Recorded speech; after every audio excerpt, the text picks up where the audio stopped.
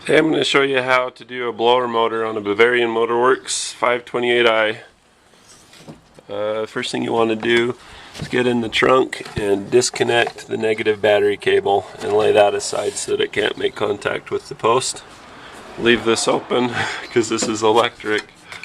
You can use a key too, but save yourself some hassle.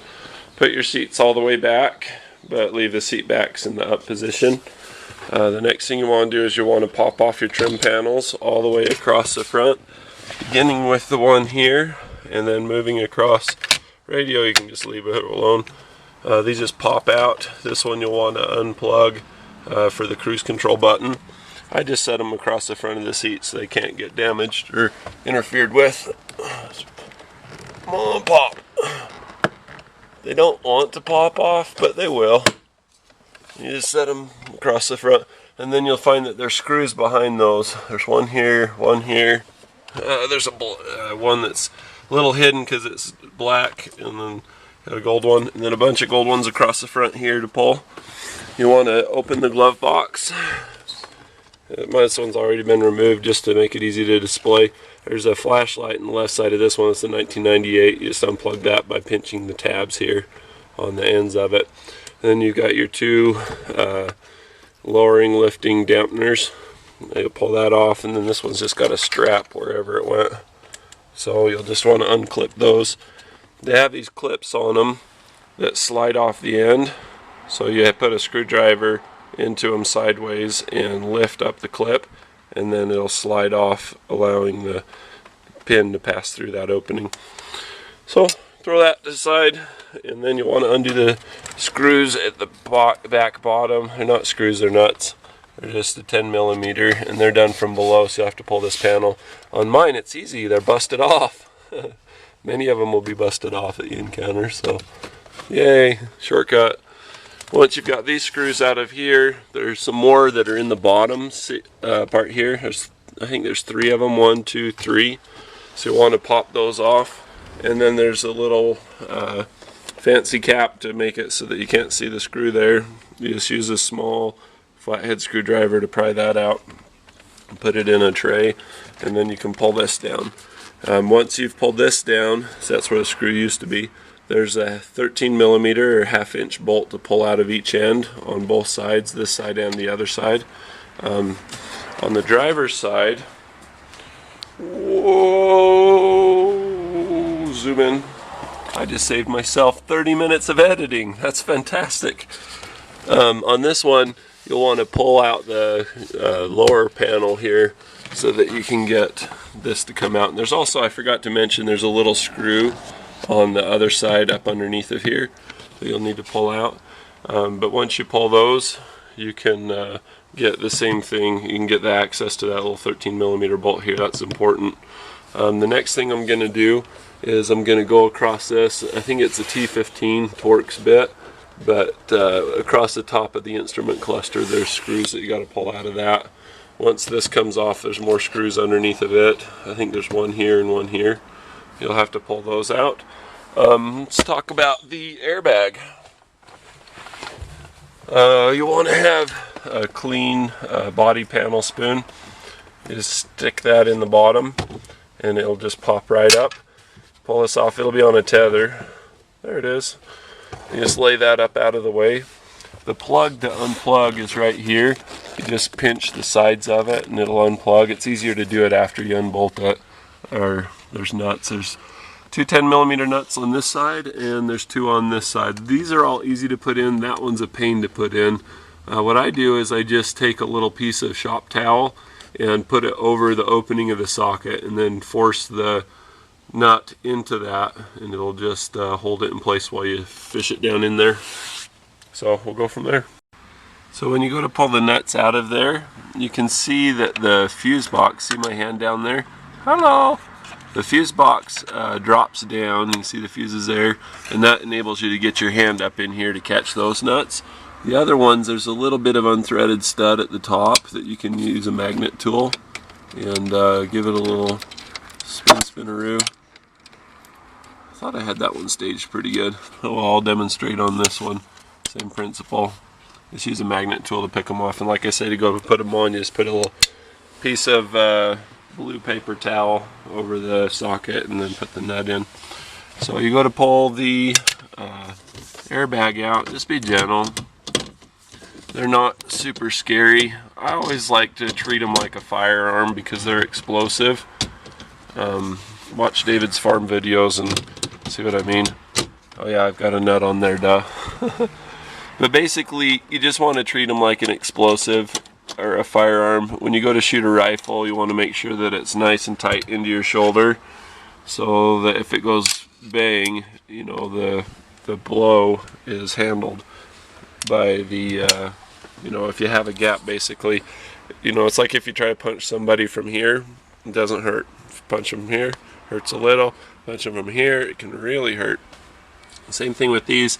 They're designed to explode up this way. So if you put, you know, if you have them, I wouldn't set one up here because and have my hand here, because if it did go off, you know, it would smash my hand into the window, and that would not be fun.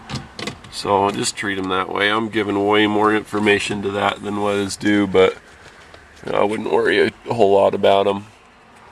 There's a little clip on this part that I use a screwdriver. Just see the little tab right there.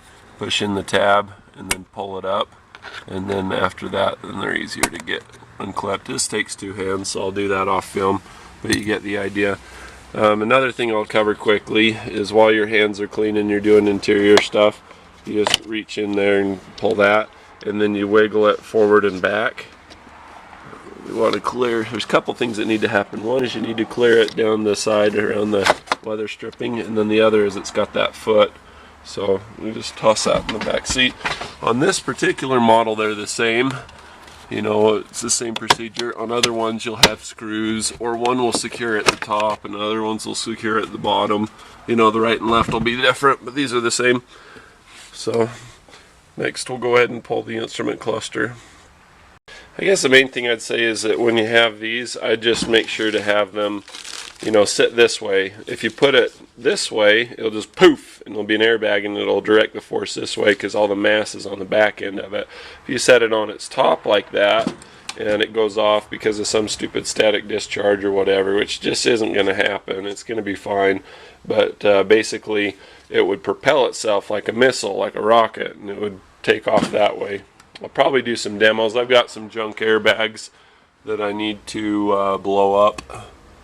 So I'll probably do a video. I'll probably launch one of them and show you what I mean.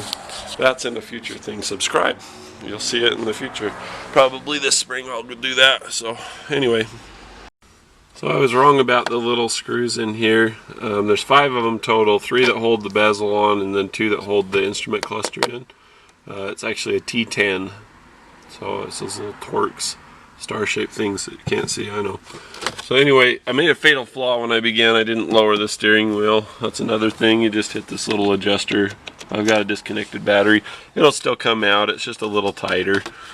So I guess it's not that fatal. On the back side of these have a really interesting plug. There's a little tab that you have to push in. And after you push the tab in, you know, directly this way into the thing, then that white part will come down.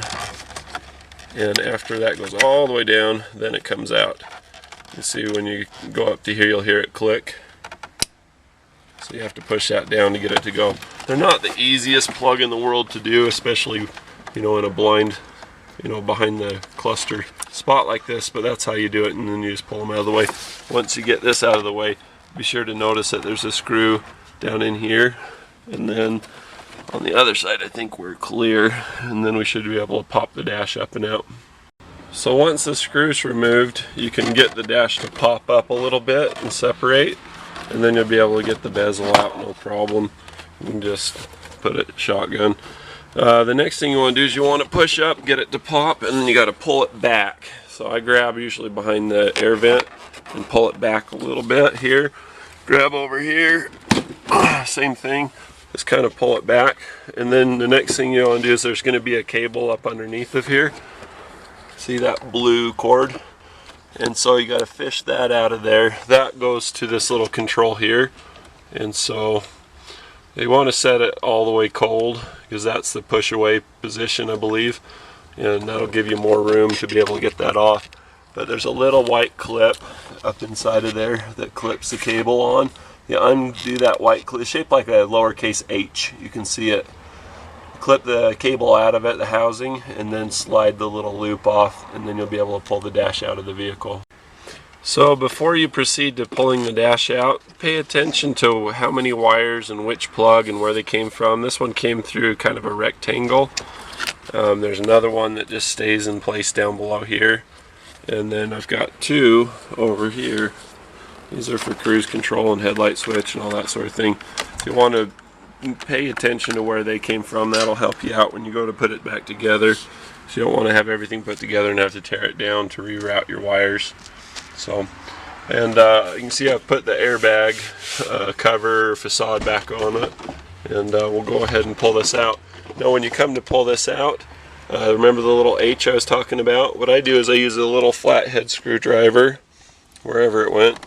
I put it right inside here in the, I need something to point with, I'll use a magnet.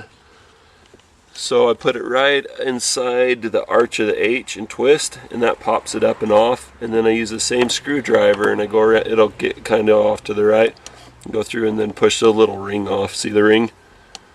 And that'll get that out of the way so that you can pull your dash. I don't know if it matters 100% one way or the other, but I always like to pull these out of the car to the passenger side. So I'll see if I can put this camera to where you can watch that happen. Just grab it, I put my knee into it, and just gently walk backwards and just pull it out. Flip them upside down. The paint on this one's not awesome, so I'm not worried about it. And then there's a foam layer for sound insulation, and you just pull that out too. Sometimes they're a little bit glued. You'll have these gooey mop ones that go in the corners here. This one was falling down, but yuck. You just basically pull all of this out and set it aside. Just pay attention to how it came out. It's just really pressed in or glued in or whatnot. Just throw it up on top. Put our instrument cluster elsewhere. And then once the dash is out, now we'll be able to access where the blower motor is. The blower motor is located right back in here. So what we're going to do is we're going to unclip this. There's this wire harness here. Sometimes they're zip tied down, sometimes they're floating, sometimes they're taped with this funky cloth tape. But you just want to get that out of the way so that you can get to these little clips. And you just unclip here and here. Oh, I need to get my body spoon. There it is. You just unclip them. They sound like they're breaking, but they're not. There's a couple on the back side too. I think there is. I don't remember there not being. Anyway, this comes out, and then there's the cover for the blower motor behind that. So we'll get into there.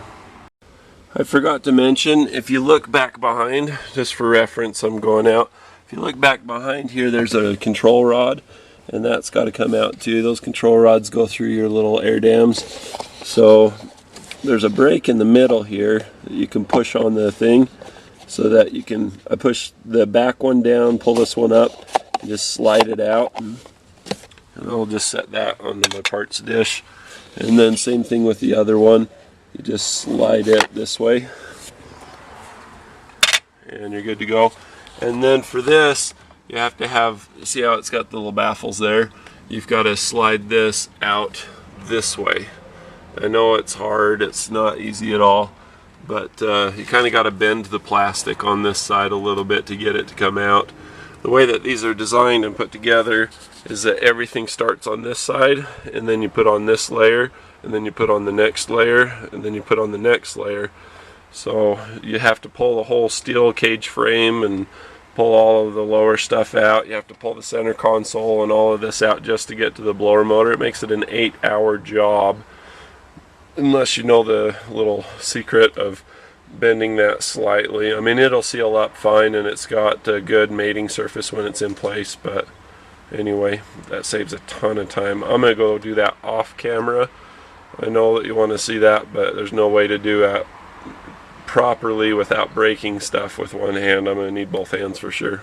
So I'll try to explain after I get it out. So from this side, you've got your little actuator, little electric motor that opens and closes these air dams. And you can see that we've removed this one, and there's just a little keyway that lines up with the box on this side.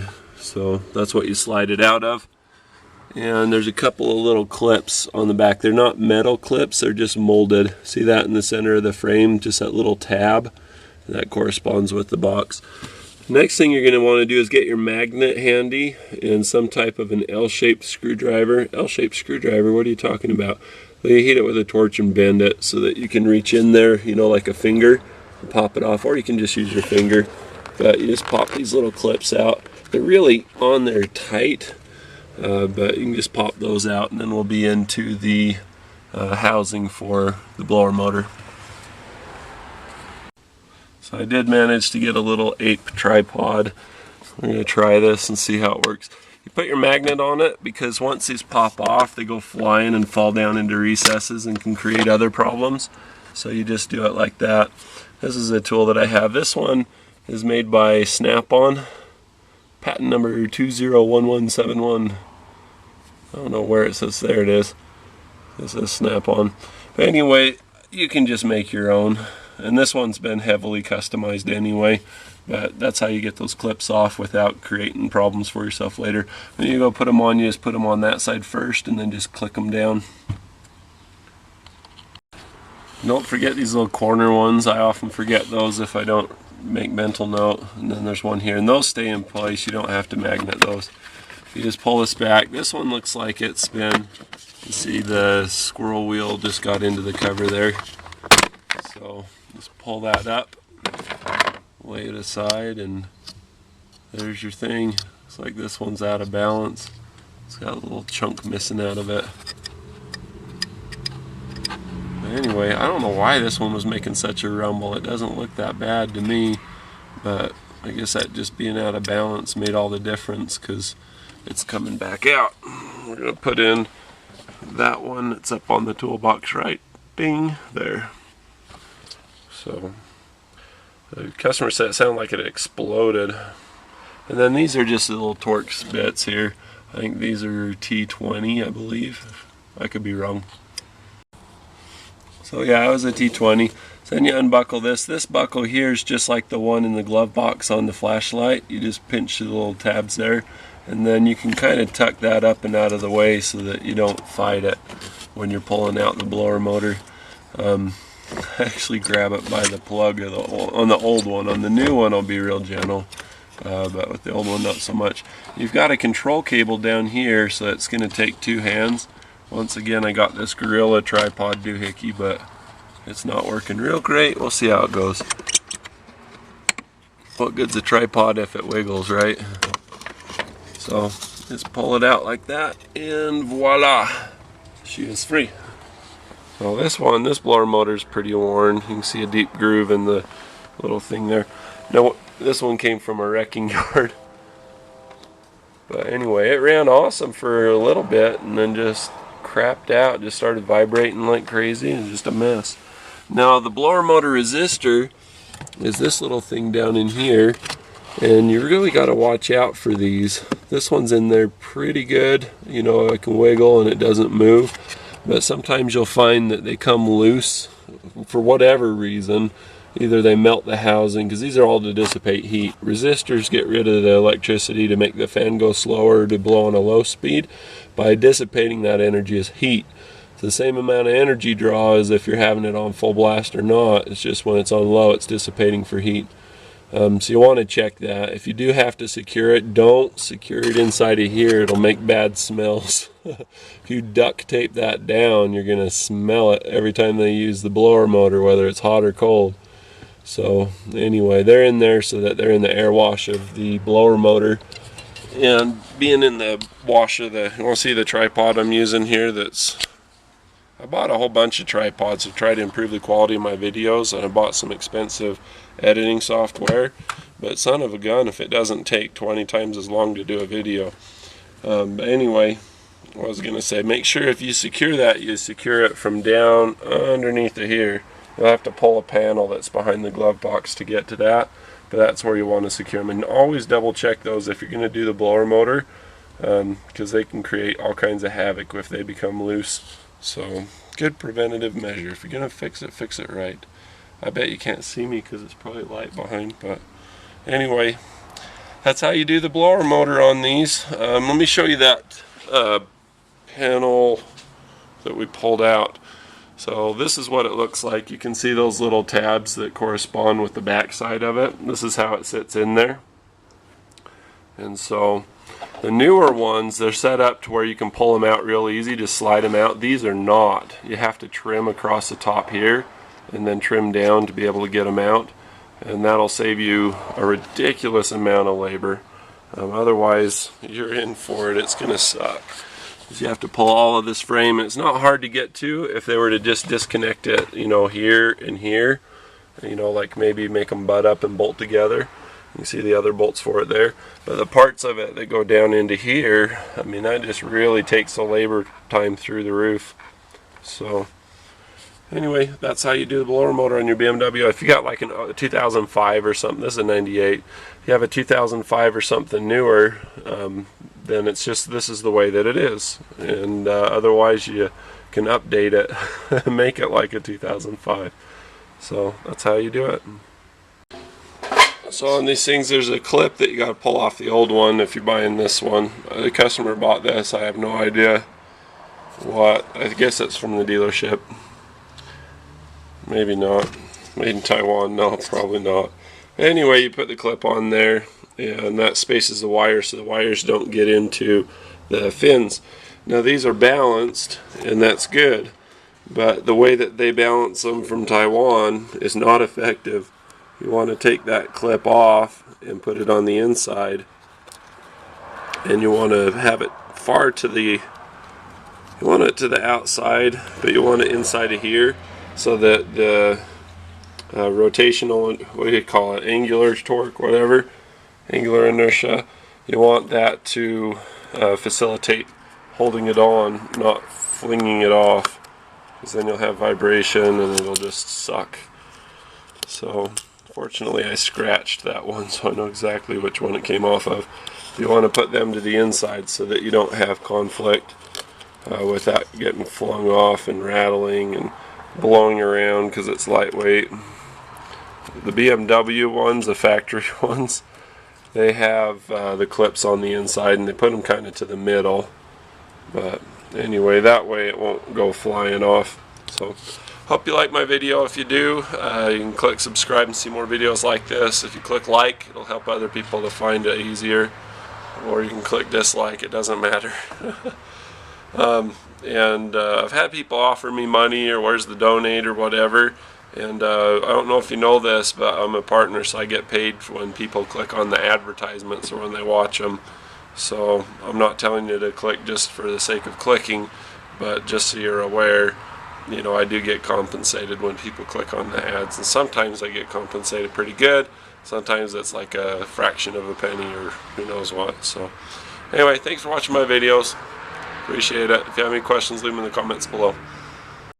The easiest way to get the cable for this off when you're putting the dash on and off is to go through the airbag hole. Once you've got the cover off, you can reach down in here and get down at the top of that arch of the H from under it, and you just twist it over clockwise. I know that's not showing great. I'm doing the best I can here. But anyway, you just twist that clockwise, and then you can reach in and slide the cable off the end, and then you're free to take the dash out. And then I just usually put the cover back on for dealing with the dash, and that's how you do it. As it comes to assembly, now would be a good time to test and see how you've done.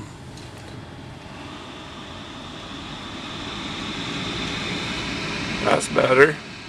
You want to test all your controls and just make sure that you haven't inadvertently messed anything up that you didn't mean to.